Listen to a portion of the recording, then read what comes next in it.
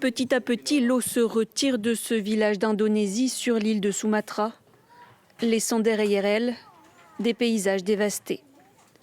À la place, une boue épaisse presque infranchissable s'est installée. Les habitants tentent de s'y déplacer pour récupérer leurs rares effets personnels encore intacts. Il n'y avait rien à sauver, juste mes vêtements. Quand j'ai essayé de récupérer quelque chose, l'eau m'arrivait déjà à la tête, je ne pouvais plus tenir debout. J'étais déjà emportée par les flots. L'Indonésie est le pays le plus touché par les inondations meurtrières, avec des centaines de morts et autant de disparus.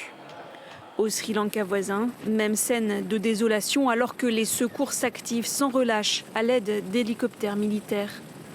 Aucune région de cette île de plus de 20 millions d'habitants n'a été épargnée par le cyclone Ditwa.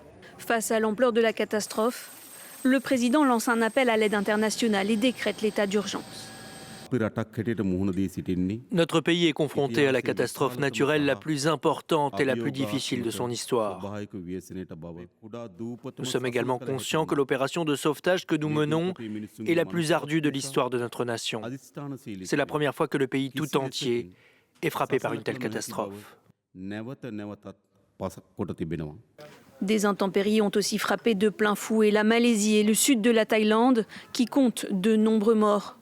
La saison de la mousson est souvent synonyme de fortes précipitations dans la région, avec des risques de glissement de terrain et de crues subites. Mais le réchauffement climatique a accentué le phénomène.